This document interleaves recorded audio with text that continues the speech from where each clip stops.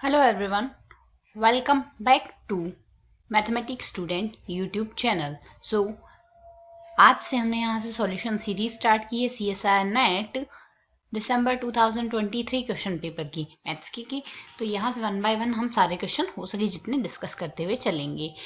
Playlist की link आई button में दे दूंगी, आप वहां से जाके चेकआउट कर सकते हैं। अगर आपने बाकी वीडियोस ना देखी हो तो यहाँ से आज तो पहला वीडियो है, बाकी वीडियोस भी अपलोड धीरे धीरे करूंगी। So let start with the first question. This question is from numerical analysis.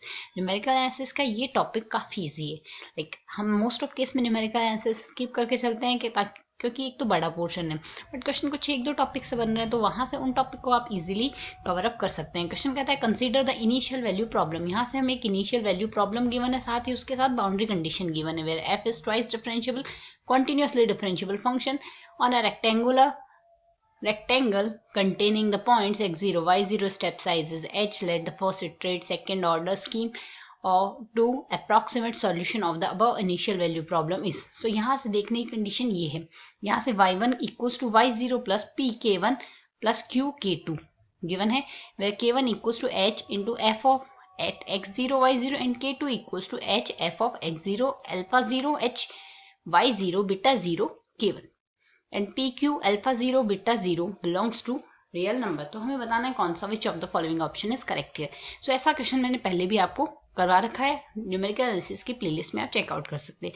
तो इस टाइप के क्वेश्चन में यहाँ से हमारे पास कंडीशन क्या होती है, अगर आपके पास क्वेश्चन कुछ इस तरीके से गिवन है yn+1 equals to y of n plus ω1 k1 plus ω2 k2 where.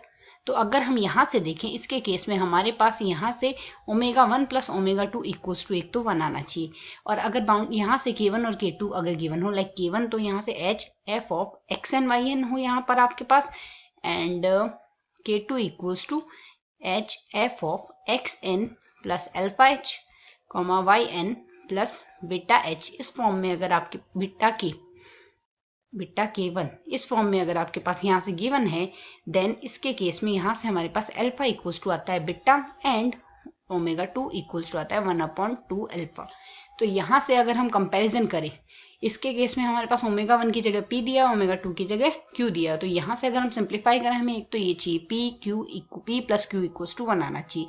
साथ ही अल्फा बीटा की जगह आपको क्वेश्चन में अल्फा 0 और बीटा 0 दिया है, तो इम्प्लाइज अल्फा 0 बीटा 0 इक्वल आना चाहिए। साथ ही जो q की वैल्यू है ω2 इक्वल्स टू 1/2 अल्फा है ना, तो 1/2 अल्फा 0 के इक्वल आना चाहिए। तो अब अगर हम यहाँ से कंपेयर करें, अल्फा 0 इक्वल्स टू बीटा 0 आना चाहिए। जिस भी केस में नहीं आ रहा वो अपने आप कैंसिल आउट हो जाएगा, खैर इसमें तो सब में आ रहा है। p plus q equals to 1 आना चाहिए, तो p plus q equals to 1 भी हमारे पास सारे केसेस में आ रहा है। तो यहाँ से हमारे पास इसके तरीके से तो कोई भी ऑप्शन डिस्कार्ड नहीं होगा, सिर्फ q इक्वल्स टू 1/2 अल्फा 0 के केस में आना चाहिए। तो अगर हम यहाँ से देखें q तो ये है और ये हमारे पास अल्फा 0 है, तो ये 1/2 अल्फा 0 के केस में आ रहा है, तो ये कंडीशन फुलफिल हो रही है। इसी तरीके से नेक्स्ट ऑप्शन देखें, q ये है और अल्फा 0 यहाँ से ये है, तो ये भी हमारे पास यहाँ से फुलफिल हो रहा है 1/2। तो यहाँ से ये दोनों ऑप्शन ही हमारे पास, इसमें फर्स्ट ऑप्शन भी करेक्ट हो जाएगा, कंडीशन को सेटिस्फाई करता है, सेकंड ऑप्शन भी करेक्ट हो जाएगा, कंडीशन को सेटिस्फाई करता है। बट अगर थर्ड ऑप्शन देखते हैं, यहाँ से q की वैल्यू तो ये है और अल्फा की वैल्यू ये है, तो ये हमारे पास q does not equals to 1/2 alpha आ रहा है, क्योंकि q की वैल्यू 3/4 आ रही है और 1/2 अल्फा की वैल्यू 1/4 आ रही है, दोनों आपस में इक्वल नहीं है, ये कैंसिल आउट हो गया।